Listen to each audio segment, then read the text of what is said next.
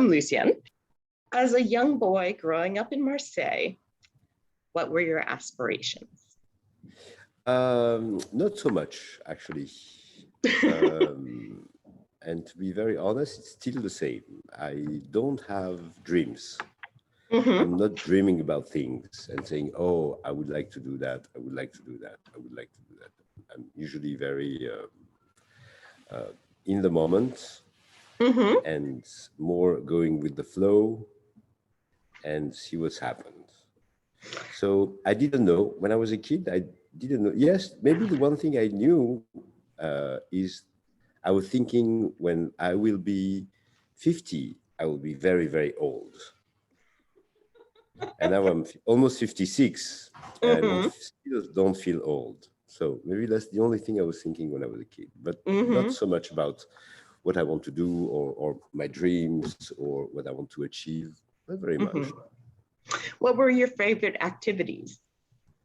When I was a kid, I really liked to be alone in my bedroom Mm-hmm. and doing experiments. I was doing a lot of experiments with electricity. Electricity was something I liked very much when I was a kid. So I blew several times the whole building or something like that, trying to make lamps, stuff like that. I was doing a lot of experiments with flies, bees, Flies. and I was listening to Wagner very early. Mm-hmm. Wagner has always been my favorite composer. Okay. And as far as I remember, I was listening to Wagner when I was, I don't know, 5, 6, something like that already. Yeah. Wow. My mom was not very happy about that. The German influence in France was not appreciated. Not at all. No, absolutely. What is your favorite artistic medium to experience and or to create? Well, I'm not an artist myself. I'm not creating anything. Maybe since I'm making food, that's my first time I'm creating something. There's a very clear difference in English between English and French, between making, faire. In French, you have one word to say making or doing. Mm-hmm. In English, you have two verbs, making and doing. Right. So I'm doing a lot, but I'm not making anything.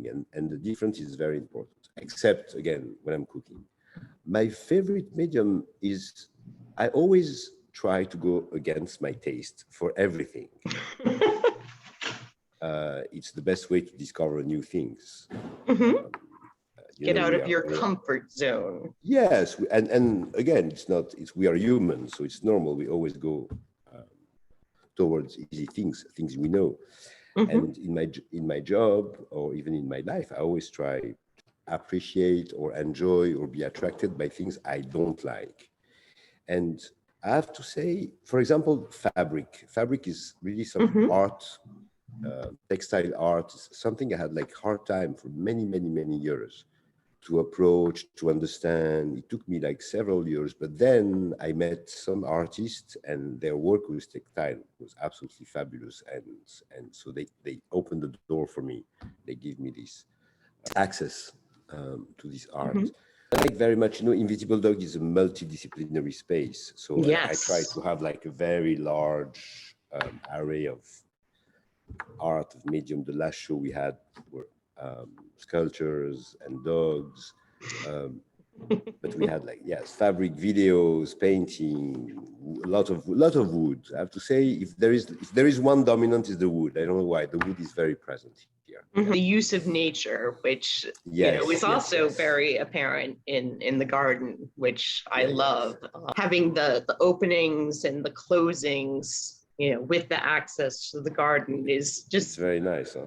It is so wonderful. Since you talked about the cooking, I grew up above my dad's French restaurant, and my mother was no fool. We were not going to be eating upstairs. we ate in the restaurant. I was in the food industry for many years. I still love food. And so I'd love to hear more about your foray into being a Well, chef? 3 years ago, I was taken Hmm. by the passion of cooking, or the pleasure of Yes. cooking. And this Hmm. pleasure turned very fast in a passion, and this passion turned very fast in an obsession. Yes. All of a sudden, I've never cooked. Yes, I was cooking, of course, for my friends, some pastas and stuff like that, but nothing very sophisticated. I had this necessity of actually making something. All of a Hmm. sudden, I realized that I was, for the first time of my life, making something. I was creating something, and it was Hmm. absolutely enjoyable, so rewarding. So I started to cook and cook and cook, first for my friends, and then you know how people are in New York. They always push you to do new things, and so they Yes. love that. And they said, Lucien, you should do something with that. But while I was visiting the family of my husband, I had this idea of creating a dining room, a real dining room, the dining Hmm. room of our parents or even grandparents, Hmm. because I realized that probably for the last 40 years, I've never been in the dining room anymore. You know, this room only devoted to that, with the long table, the bad art on the wall, the chandelier in the middle. And I said, I have to recreate that, because that's first the memory of many, many people. And also there's many people, they don't know about that. The young people, they've never been in a dining room. They don't know what's a dining room. Hmm. So I did that. I create just next door this space with a kitchen and this room with a table with a chandelier created by one of the artists of the Invisible Dog. And I start cooking for my guests. And actually, and I call that la salle à manger, which means the Hmm. dining room in French. And everybody called that Sam, became actually the name of la salle à manger. And la salle à manger is now really the fundraising force behind the Invisible Dogs. Like, instead of Okay. having this massive and boring dinner gala, you know, where there's like 500 people and everybody pay $1,000 and the food is not very good. And I've been to many of those. I I've went to worked too many. many of those. You know what I'm talking about. I know It's not like, exactly what you're talking about. and you just wait, like, and you leave before the dessert because that's okay, it's fine, and you're happy. You didn't even talk to anybody because the table are too big or something like that. So instead of that, I have this very intimate dinner with 12 guests maximum, Hmm. and where I'm cooking, I'm serving. There is storytelling behind every meal, and I make the selection of my guest who's coming. It's only by invitation, Hmm. and people are. So I always try to make table where there's new people to meet, of course, artists, supporters of the Invisible Dog, people who are traveling, who are coming here. And we had like some fantastic dinner. And big surprise, the dinner are going very late at night. Hmm. Usually dinners are finishing pretty early here. But no, my guests like to stay until midnight, sometimes 1, 2 a.m. So that's a good sign. And it's a pleasure for me to do that, a pleasure for them Hmm. to Oh, give this yes. experience. And again, it benefits the Invisible Dog. So it's perfect. Hmm. And when you're doing the work of fundraising for the Invisible Dog, Yes. it's not just for the space, but it's for the artists themselves who show their work in the space. Yes, absolutely. The campaign of the Invisible Dog is made really to fund the artistic program. Hmm. With that, I won't pay the bill, the electricity, I won't pay the taxes and all of that. That's only for the artists. Yes. I do want to note that you have now a Kickstarter program, Yes. which has a very funny 2-minute video. And it just so happens that your last exhibit, which just closed, was Yes. a A dinner party. So every year for the campaign, we create a video with Mac Primo, who is one of the artists of the Invisible Dog. And every year, the video has a story. Mhm. And instead of saying, hi, I need money, please make a donation, we try to make a fun story. And, Yes. and of course we talk about money, and we say it in the movie we need, but in a very different way. And everything is scripted. The movie is produced, so it's very good quality. So much produced that you can see.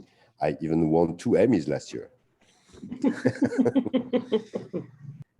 And so this movie are a real creation in themselves. It's already like an artistic thing. And it's true, every year, people are waiting for this movie. They are not waiting to give money to the Invisible Dog. They are waiting for the movie. And of course, if they like the movie. The bonus is that they might open their checkbooks. Absolutely, yes.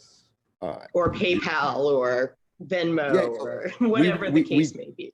We do that on Kickstarter. Kickstarter has been a wonderful partner for us for the last 10 years. And Kickstarter and The Invisible Dog was created the same year. So we know each other really well. Yeah. Ah. And so I'm always very happy to go through this platform.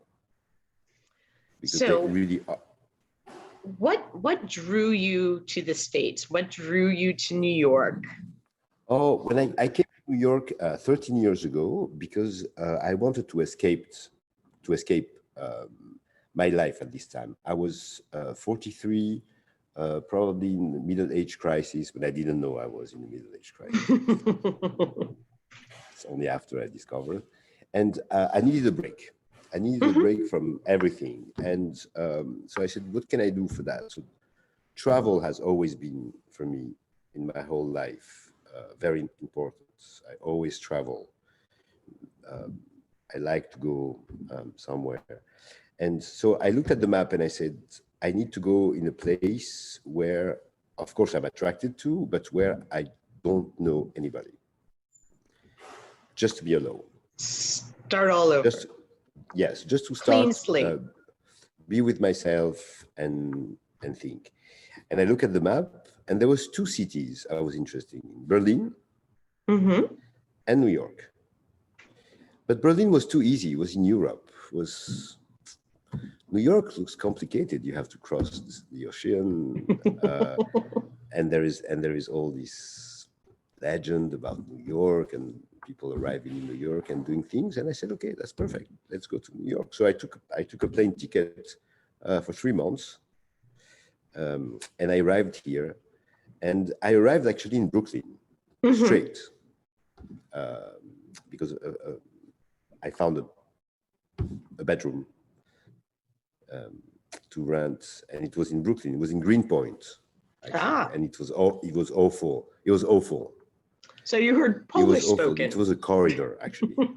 Yes, it was a corridor, actually. And when I arrived, and I said, but that's not a bedroom, that's a corridor. And people said, no, there is a bed. There is a bed. It's a bedroom. Welcome to New York. I stayed maybe, I don't know, a month on this mattress on the corridor, and then I left.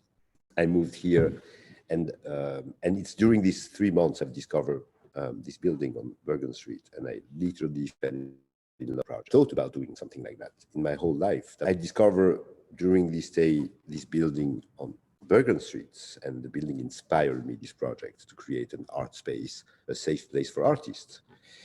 And I was lucky enough to meet my landlord from Falco, who believed in the project, and who said, why not? We can try. And we tried, and it's been 13 years now. It's really exciting. And of course, without him, would have been absolutely impossible, because he's the one who supports me every day. He opened the building for me. He's taking care of the building every day, and even during the pandemic, he has been absolutely fantastic. Wow. And that's and lovely, all of that, that's not always the case with the landlords. Absolutely, it's very rare. So I'm very, very, very lucky to have him.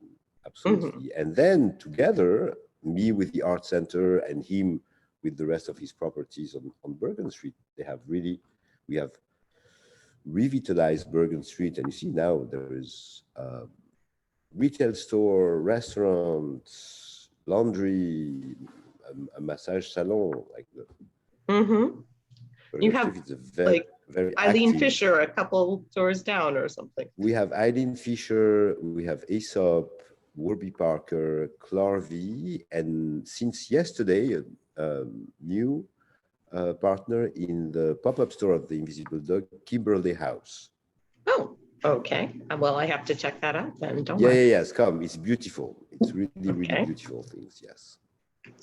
So there is that space where you do have that ability to, even though you're doing your shows, there is that individual sort of pop-up space. Yes, absolutely. That's the, since I was totally new when I arrived here and I didn't know anything about art funding in America. Remember, I come from France, where you ask for the government to give you money, they give you a lot of money. So your main concern is to spend the money. Yes. Here, I discovered that my main concern is to earn the money, raise the money every day before spending it. So it was very, very different. So I've created this business model at the Invisible Dog, really based on the real estate, based on the building, how this building can generate incomes, and these incomes will help me to pay the rent, the electricity, the internet, everything we need. And with the profit of that, I can fund artists and commission artists to make art and art show and performances and theater and music. And it worked. It worked really well. When you dream, do you dream in English or in French? I don't know. And it's funny because I dream a lot. I'm a heavy dreamer. Like I dream every night, and my dreams are pretty intense, often close from the nightmare, but not in the nightmare in the horror, in nightmare in the sense it's so intense it wakes me up. But to be honest, I don't know if it's in French or in English. I promise to be attentive to that. My next dream. I don't know. I speak 4 languages, so maybe it's in other languages also. I have no idea. Oh, okay. What other languages are you fluent in? Fluent, not anymore fluent, because I'm not practicing very much. So French and English are my 2 languages now, but Italian and Arabic. Ah, well, so Arabic, it's not that difficult to practice in our neighborhood. I know, but you know, you need like daily practice, and I don't have that. I used to speak Hebrew also. I forgot all my Hebrew completely. So we'll come back maybe.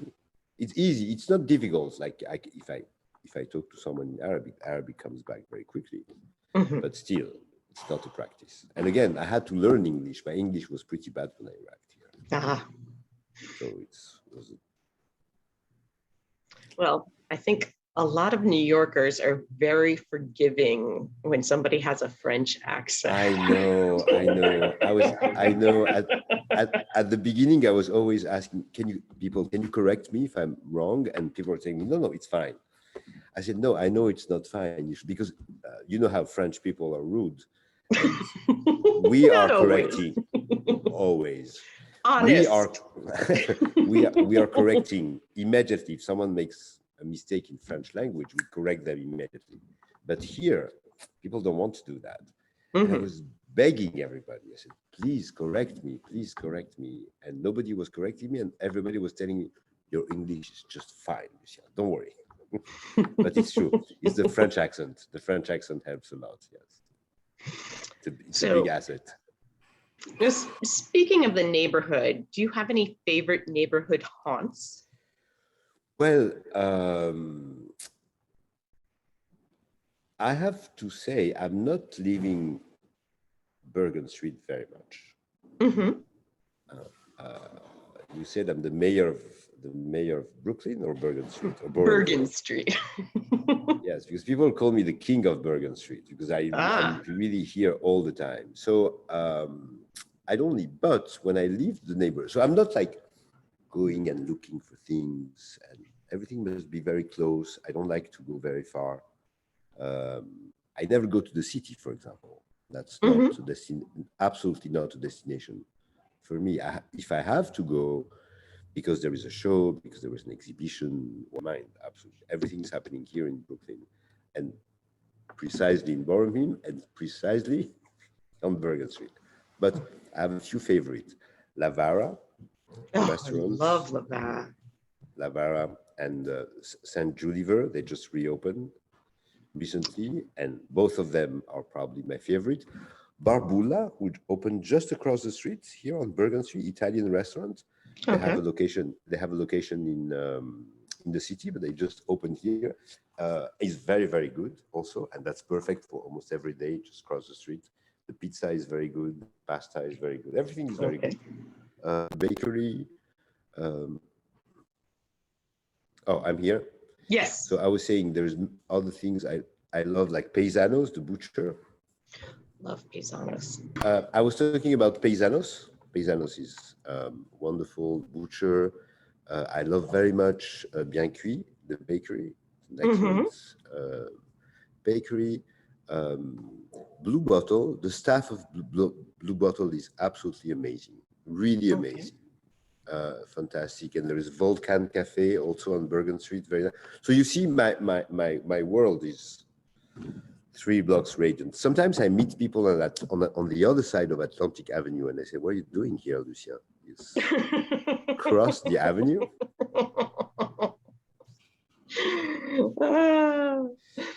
It's kind of like crossing Delancey in the Lower East Side. Exactly. It's a divide. But you know, in Paris, it's the same. In Paris, when you live on a big avenue like that, Saint-Germain, you never cross the streets. There's no reason to cross the streets. You know, and that's the thing. You live in the Boerum Hill arrondissement. Yes, that's the thing of big cities, actually. Big cities are villages. Yes. We live in our village. We don't live in this big city. I don't have the life of New York, like when my friends are imagine my life in New York, they see rooftop parties, skyscraper views, and all that. Absolutely not. But that's the myth. But you have a very rich life. Yes, very, very. So that's why I don't need to leave Bergen Street. So this has been a pleasure. Is there anything that you would like to say about any upcoming shows that you have? We have actually a lot of things happening at the Invisible Dog. Tonight we have the annual fundraiser for Yado, the writer residency, upstate New York. Next week we have a new multimedia festival starting with a big sound installation. And then we have the dance residency in January. So there is always something happening at the Invisible Dog. Can you tell us about the building itself? How did you come up with the name, The Invisible Dog? Oh, I didn't come up with the name of The Invisible Dog. Do you know what's The Invisible Dog? The leash. Yes. Right. Yes. So that was made here in this building. And when I've discovered that after talking with my landlord, immediately I told him, if we do the project, I will call the space The Invisible Dog. So I called my friends, French friends. I said, what do you think if I call the place The Invisible Dog? 100% told me it's totally ridiculous, Lucien. You can't French people. Right? You can't call the place The Invisible Dog. It doesn't make any sense. It's ridiculous. Okay. I asked my American friends, what do you think if I call the space The Invisible Dog? 100% say, it's amazing. You should do it. So I did. It's the history of the building. So yes. Can't find better name than that. Besides, Brooklyn Academy of Music was taken already. So that's true. Yes. True, right? So they have Bam and you have Sam. After Sam, absolutely. Yes. Well, this has been a pleasure, and Me too. I wish you all the nice best. Moment. One more thing. So, we just went through this terrible ordeal worldwide, the pandemic, and I wanted to ask you, how the industry did through the pandemic, what changes you had to make, how did you adapt? It's difficult to say, actually. It's not tangible. It's not something really you can describe. Of course, we slow down a lot.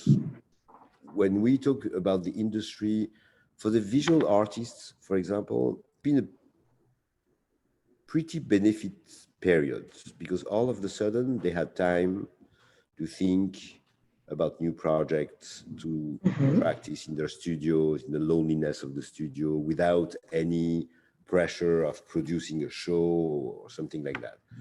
For performing artists, that has been very, very, very difficult. That was horrible for them, and it's still horrible because there's still not so much. Because they had, all of a sudden, they were jobless. They didn't have even, imagine the dancer were even not even able to practice or train every day. So train their tool, the body, the voice for the singers and all of that. So the performing art field has been hit like very hard with the pandemic, and it's very, very difficult for them. Yes. And the only thing we did at the Invisible Dog during this time is to care about the artist and ask them all the time, are you okay? Do you need anything? What can we do for you? There was nothing else to do than that. Just show them that we are caring and we are here if they need us, because there was no way to produce anything. So we create a fund, an art fund, to help artists to pay their bill, their rent, things like that. So I really hope now, with the experience of what's happened, we will create tools, resources to make sure that if that happens again, because it might happen again, we are much well equipped to answer to that and to support the people, at least the artists. I hope we'll do that, because I don't believe in back to normal. Right. Thank you very much. Normal. It has been a pleasure. Yeah. And enjoy the rest of your day. Thank you for having me. Have a nice day. Beautiful.